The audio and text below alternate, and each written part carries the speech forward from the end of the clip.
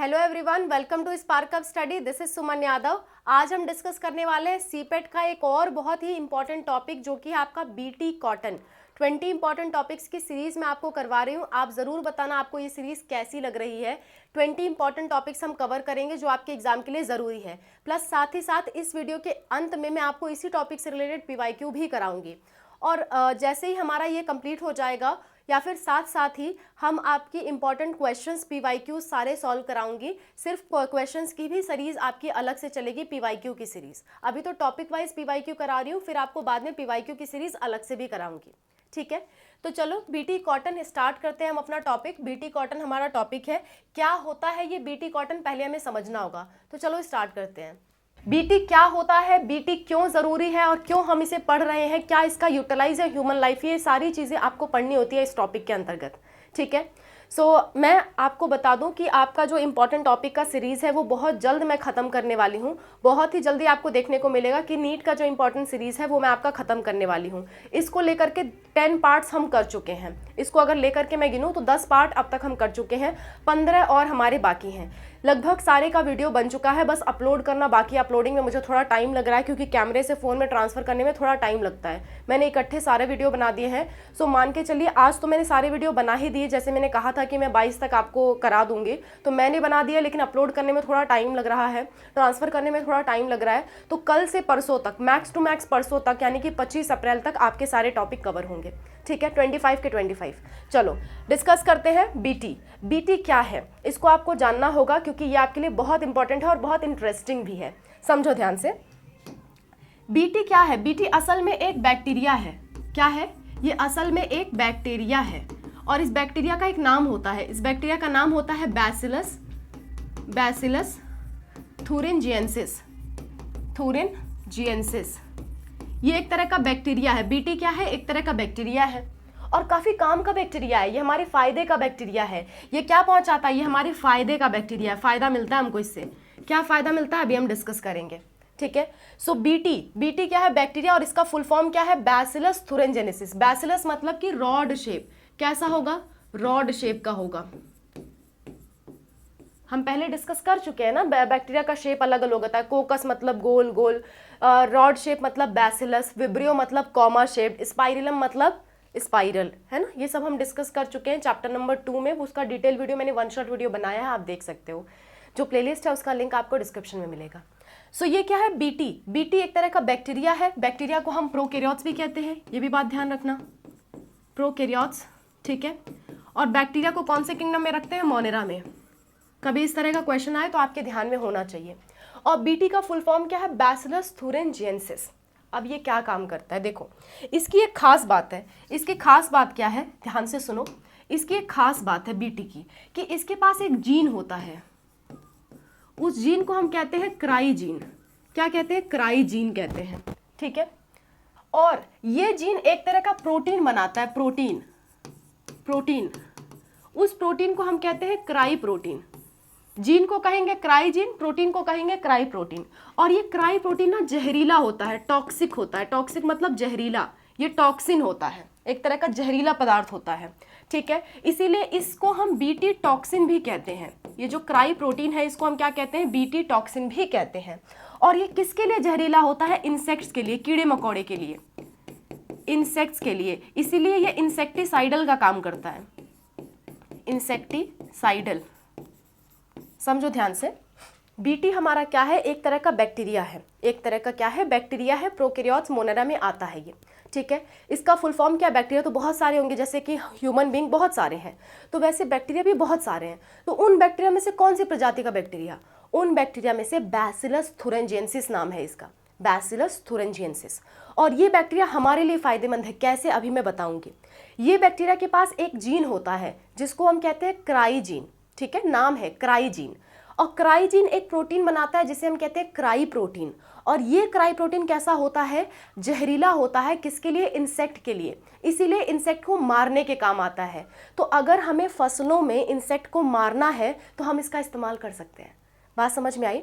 अगर हमारी फसल है, खेती वगैरह हमने कर रखी है, फल की या वेजिटेबल्स की, किसी भी चीज़ की, और उसमें कीड़े लग रहे हैं, तो कीड़े को मारने के लिए हम बीटी का इस्तेमाल कर सकते हैं।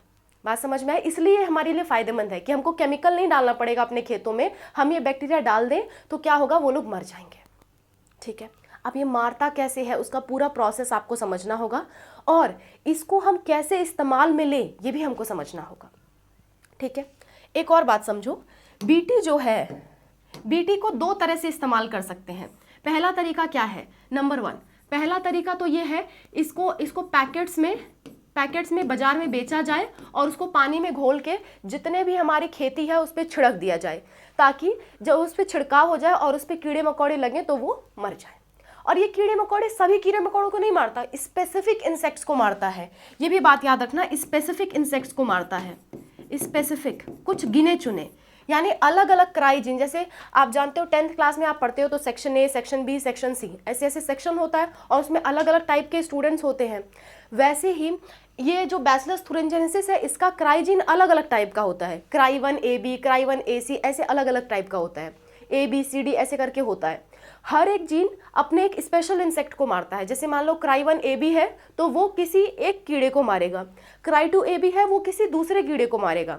ऐसे ही अलग अलग क्राइजीन अलग अलग कीड़ों को मारते हैं। ऐसा नहीं है कि एक जीन से सारे कीड़े मर जाएंगे, नहीं, हो सकता है कोई कीड़ा हमारे लिए फायदेमंद हो सकता है कोई कीड़ा खेतों में फायदेमंद हो, जैसे कि अर्थवॉर्म हमारे लिए फायदेमंद होता है। अगर वो इसको मार देगा तो हमारी सॉइल क्या होगी, सॉइल की फर्टिलिटी कम हो जाएगी।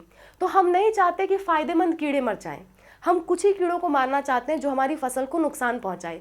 तो ये बहुत ही अच्छा साबित होता है क्योंकि ये कुछ ही कीड़ों को मारता है, सारे कीड़ों को नहीं मारता। ठीक, इतनी बात आपको समझ में आ रही है? अभी मैं फिर से रिवाइज कराऊंगी, आपको बहुत अच्छे से समझ में आएगा। सो एक तरीका यह है कि इसको पैकेट में मार्केट में बेचा जाए। पैकेट्स को एनसीईआरटी सैचेट्स कहती है, सैचेट। एनसीईआरटी ना बड़ा स्टाइलिश भाषा यूज करती है, तो पैकेट्स को सैचेट लिख रखना है उसने, है ना, तो हम मान लेते हैं। तो पैकेट्स या सैचेट्स में हम क्या करें, मार्केट में बेचें और किसान भाई क्या करें हमारे, वो पानी में घोल के पूरा छिड़काव कर दें।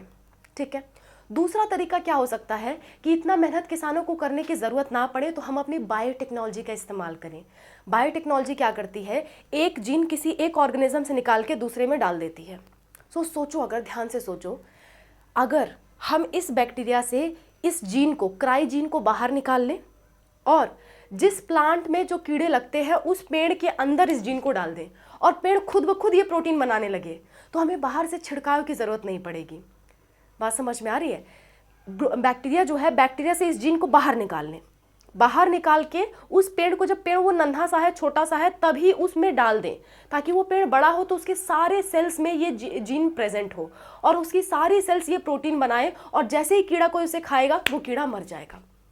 तो अलग से हमें बाहर से छिड़काव करने की ज़रूरत नहीं, क्योंकि बाहर से छिड़काव करोगे, बारिश आई, धुल गया, या कहीं कहीं प्रॉपरली छिड़काव नहीं हो पाया, तो कीड़े लगने की संभावना बन जाती है। तो सबसे अच्छा तरीका क्या है कि उस पेड़ के जीन में ही डाल दो ताकि वो खुद ही बनाने लगे। तो ये बायोटेक्नोलॉजी का काम होता है। बायोटेक्नोलॉजी बड़ी इंटरेस्टिंग है। तो इसका दूसरा तरीका क्या है कि हम बायोटेक्नोलॉजी के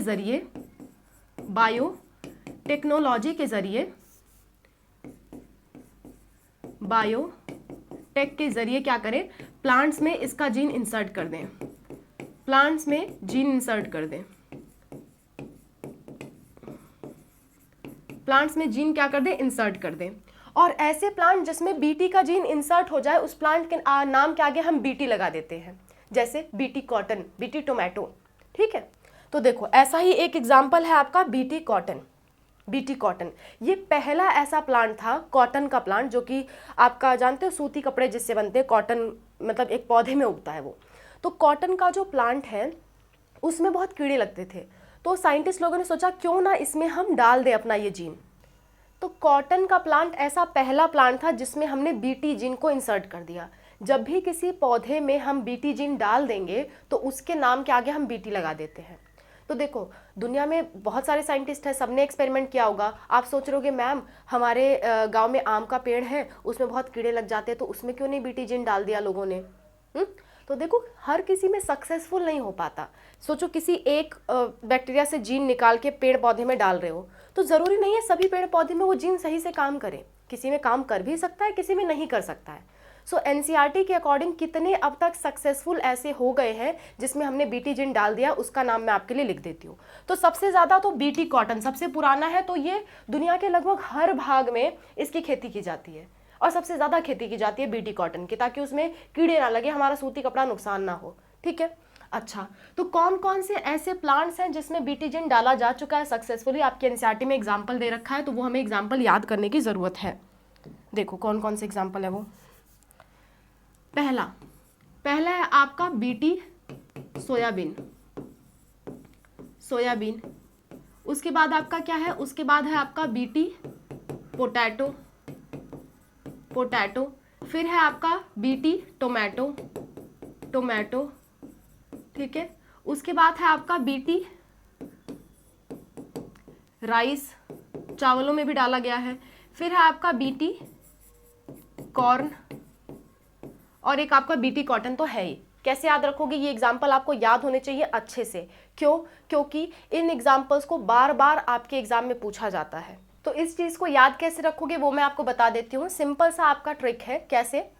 आलू, सोयाबीन और टमाटर की सब्जी हमने चावल के साथ खाई और मक्के की रोटी के साथ खा ली। ठीक है, आलू, सोयाबीन, टमाटर की सब्जी चावल और मक्के की रोटी के साथ हमने खाई, फिर कॉटन से अपना हाथ पोंछ लिया, कॉटन की रुमाल से अपना हाथ पोंछ लिया। सो ऐसे आप याद रख सकते हो बीटी का एग्जाम्पल। आलू, सोयाबीन, टमाटर की सब्जी चावल के साथ खा के, चावल और मक्के की रोटी के साथ खाया और कॉटन से अपना हाथ पोंछ लिया। कॉर्न मतलब होता है मक्का, है ना। तो ये एग्जाम्पल है, ये एग्जाम्पल इंपॉर्टेंट है, आपको याद करना है। और सबसे ज़्यादा ये याद करना है कि बीटी कॉटन की सबसे पहले और सबसे प्रचलित खेती इसी की जाती है।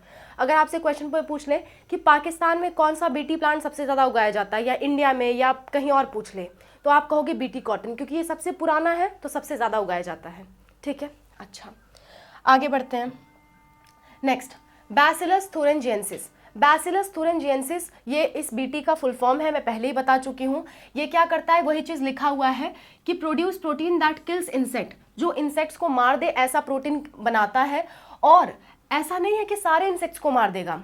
इस प्रोटीन का नाम क्या है? क्राई प्रोटीन, या इसे आप बीटी टॉक्सिन कह सकते हो, बीटी टॉक्सिन। ठीक है, इसे हम बीटी टॉक्सिन प्रोटीन कह सकते हैं। तो ये सारे इंसेक्ट्स को नहीं मारता, कुछ लोगों को मारता है। कौन कौन से? जैसे कि लेपिडोप्टेरन्स होते हैं। लेपिडोप्टेरन्स क्या करते हैं? टोबैको बडवर्म को मारता है, या आरवी वर्म नाम का एक कीड़ा होता है उसको मारता है। ठीक है, लेपिडोप्टेरन्स ये ग्रुप ऑफ इंसेक्ट्स हैं जिसमें ये दोनों लोग आते हैं। सो कुछ जीन बैसिलस thuringiensis के ऐसे होते हैं जो सिर्फ लेपिडोप्टेरन्स को मारते हैं। कुछ जीन ऐसे होते हैं जो सिर्फ कोलियोप्टेरन्स को मारते हैं, जैसे कि बीटल्स। बीटल्स आप जानते हो, मैं इमेज लगा रही हूँ, आप देख सकते हो, इसे हम बीटल्स कहते हैं। इसके बाद डिप्टेरन्स, कुछ जीन ऐसे होते हैं जो मक्खी और मच्छरों को मारते हैं। ठीक है, सो अलग अलग जीन्स क्या करते हैं, अलग अलग ग्रुप ऑफ इंसेक्ट्स को मारते हैं। ये आपके एनसीईआरटी में लिखा हुआ है, ये ग्रुप ऑफ इंसेक्ट्स, तो आप थोड़ा याद रखना इन सबको। नीचे भी वही लाइन लिख रखी है कि दिस प्रोटीन्स आर टॉक्सिक, इसीलिए हम इसे क्या कहते हैं, इसीलिए हम इसे कहते हैं बीटी टॉक्सिन। ठीक है, बात समझ में आ गई। आगे आपको ये भी जानना होगा कि आखिर इंसेक्ट को ये कैसे मार रहा है, और अगर ये मतलब जहरीला पदार्थ बना रहा है तो ये खुद को क्यों नहीं मार रहा। मतलब बैक्टीरिया के अंदर जीन है जो कि जहरीला चीज़ बना रहा है, जहरीला प्रोटीन बना रहा है, तो वो जहर इस पे क्यों नहीं काम करता, और वो जहर जिस पेड़ के अंदर हम डाल रहे हैं इस जीन को, उस पे क्यों नहीं काम करता। ये भी तो सवाल बनता है। इस सवाल का भी जवाब देखते हैं। देखो अच्छा, थोड़ा सा ये पढ़ लेते हैं, फिर इस सवाल का जवाब देखेंगे कि ये टॉक्सिन प्रोटीन्स जो है इसको हम क्राई कहते हैं। और मैंने कहा था अलग अलग टाइप के क्राई जीन होते हैं, जैसे कि क्राई 1 AC आपके एनसीईआरटी में दिया है, याद रखना आपको। कंट्रोल कॉटन बोलवॉर्म्स, कॉटन बोलवॉर्म्स को कंट्रोल करता है। और क्राई 2 AB जो है वो कॉर्न बोरर को ये कंट्रोल करता है। ठीक है, कैसे याद रखोगे? AC से याद रखोगे कि C फॉर कॉटन, तो कॉटन बोलवॉर्म को कंट्रोल करता है, और AB किसे करता है? कॉर्न बोरर को कंट्रोल करता है। कैसे याद रखोगे? B फॉर होता है भुट्टा, भुट्टा जानते हो, हमारे यहाँ मक्के को भुट्टा भी कहते हैं। ठीक है, तो ये जो भुट्टा है ना, भुट्टे को इंग्लिश में हम क्या कहते हैं? कॉर्न।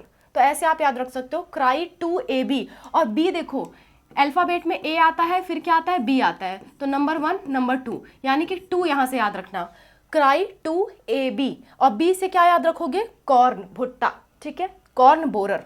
ऐसे आप याद रख सकते हो, थोड़े से ट्रिक से कभी कभी कुछ चीज़ें याद हो जाती हैं, तो ऐसे आप याद रख सकते हो। ठीक है, अच्छा ये क्वेश्चन पूछे जाते हैं कि ये किसको कंट्रोल करता है, ये किसको करता है, यहाँ से क्वेश्चन आते हैं, इसलिए याद रखना इसे। चलो अब डिस्कस कर लेते हैं कि क्यों ये टॉक्सिन जो है वो बैक्टीरिया को क्यों नहीं मारते। बैसिलस मतलब वही रॉड वाला बैक्टीरिया जो कि बैसिलस thuringiensis है, वो इसे क्यों नहीं मार देते। और ये जीन जो है जब प्लांट में हम डालते हैं तो उस प्लांट को क्यों नहीं मार देता, क्यों सिर्फ कीड़ों को मार रहा है, क्या वजह है?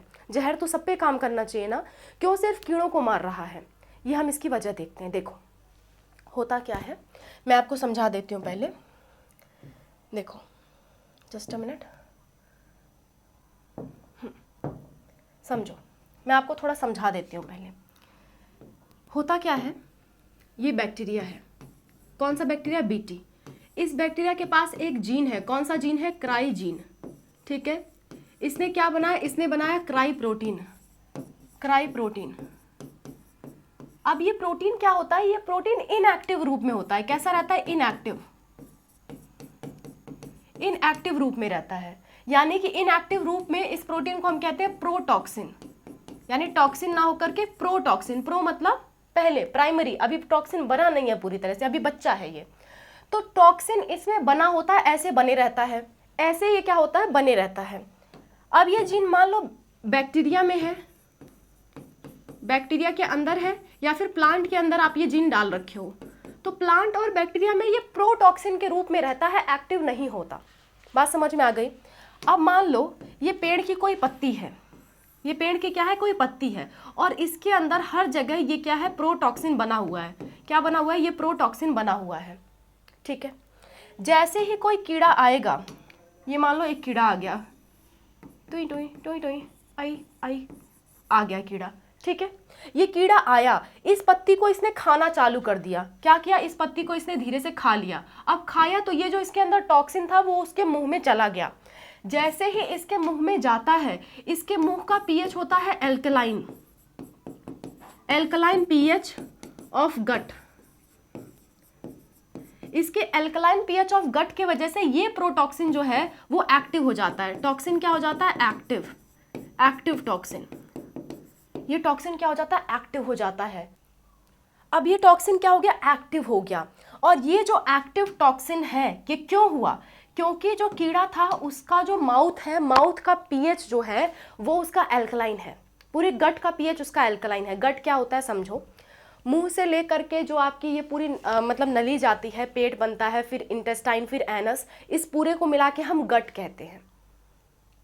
समझ रहे हो? माउथ और पूरी ट्यूब जो आपके गले से होते हुए पेट तक जा रही है, पेट को लेकर के इंटेस्टाइन और पूरा एनस तक, जहाँ से आपका फीकल मैटर बाहर निकलता है, वहाँ से पूरी मतलब शुरुआत से अंत तक उस पूरी ट्यूब को हम गट कहते हैं। जो आपका इंसेक्ट होता है, उन इंसेक्ट का जो गट होता है उसमें पीएच एल्कलाइन होता है। पीएच जानते हो ना, 1 से 14 तक पीएच होता है, 7 से 14 के बीच में हम एल्कलाइन पीएच कहते हैं। केमिस्ट्री में पढ़ा होगा आपने। तो इसका जो गट है वो एल्कलाइन होता है, जिसकी वजह से ये जो प्रोटॉक्सिन है वो एल्कलाइन पीएच पाके एक्टिव हो जाता है। एक्टिव होने के बाद ये क्या करता है? इसके गट में छेद कर देता है, इसके गट में सूजन फैला देता है और धीरे धीरे छेद कर देता है, जिसकी वजह से ये कीड़ा बेचारा मर जाता है। तो ये कीड़ा जैसे ही आया, इसने थोड़ा सा ही खाया और टपक गया, मर गया बेचारा। तो इसने इस पूरे पत्ती को नुकसान नहीं पहुंचा पाया। और जब कीड़े लोग जान जाते हैं कि इसके पास जाने से हम लोग मर रहे हैं, तो फिर उस प्लांट को अटैक करना वो बंद कर देते हैं। बात समझ में आ गई? तो ये एक्टिव टॉक्सिन ने क्या किया, इसके जो मतलब गट है, जो पूरी ट्यूब है, उसमें क्या कर दिया? उसकी सेल्स में सूजन कर दी और धीरे धीरे सेल्स में छेद कर दिया, जिसकी वजह से ये बेचारा मर गया। तो बीटी जीन जो है वो इनएक्टिव रहता है, प्रोटॉक्सिन के फॉर्म में रहता है, इसलिए बैक्टीरिया और प्लांट को नुकसानदायक नहीं होता। क्योंकि बैक्टीरिया का पेट क्या ही होगा, एक ही सेल ही होती है उसके पास। प्लांट का भी पेट आपने कभी सुना नहीं कि उसका मुंह और पेट होता है, तो कहाँ से अल्कलाइन पीएच आएगा? सो इन दोनों को ये नुकसान नहीं पहुंचाता, कीड़ों को नुकसान पहुंचाता है, वो भी स्पेशल टाइप के कीड़े को, सभी कीड़े को नहीं। ठीक है, चलो, जिसका भी अल्कलाइन पीएच रहेगा गट का, उन्हीं को नुकसान पहुंचाएगा। तो यही चीज़ आपके यहाँ पे लिखी हुई है। अब इस चीज़ को हम पढ़ लेते हैं, अब आपको समझ में आएगा कि why this toxin does not kill bacillus. क्यों नहीं बैसिलस को या प्लांट को उसने मारा? बैसिलस या प्लांट को क्यों नहीं मारा इस टॉक्सिन ने? टॉक्सिन कौन सा है आपका? Cry protein. तो लिखा हुआ है वजह, Bt toxin exist as inactive protoxin, जो कि मैंने आपको बताया इनएक्टिव रूप में रहता है। लेकिन वंस एन इंसेक्ट डाइजेस्टेड, जैसे ही इंसेक्ट उसे खाता है, डाइजेस्ट करता है, तो inactive protoxin convert into active form. क्यों एक्टिव फॉर्म में बना? Due to alkaline pH of the gut of the insect. बात समझ में आ गई? अभी तो यही पढ़ाया। अच्छा, एक्टिवेटिव टॉक्सिन करते क्या? ये बाइंड कर लेते हैं सरफेस ऑफ मिड गट, जो उसका मिड गट होता है, मतलब ऊपर का मिड गट जो होता है उसकी एपिथेलियल सेल्स, एपिथेलियल मतलब उसकी कोशिकाएं जो है, उसकी सेल्स जो है, वहाँ से बाइंड किया और वहाँ पे छेद कर दिया, क्रिएट पोर्स मतलब उसमें छेद कर दिया, और कॉज कर देता है सेल स्वेलिंग, सेल को सुजा देता है, और सेल को लिसिस मतलब सेल को फाड़ देता है, तोड़ देता है, जिसकी वजह से कीड़े की मौत हो जाती है, डेथ ऑफ द इंसेक्ट हो जाता है। बात समझ में आ गई? इतना सा था आपका बीटी। आई होप आपको पूरा समझ में आ गया होगा। क्वेश्चन सॉल्व करने की कोशिश करो। पहला क्वेश्चन आपकी स्क्रीन पे है, आपका काम है वीडियो को पॉज करो, पॉज करने के बाद आप आंसर सोचो, उसके बाद फिर वीडियो को प्ले करके देखो, ठीक है। BT cotton is cloned plant, transgenic plant, hybrid plant या म्यूटेटेड प्लांट? मैंने आपको पढ़ाया नहीं, पर ठीक है, मैं मान के चलती हूँ आपने पढ़ा होगा, पर नहीं भी पढ़ा है तो हम जान लेते हैं।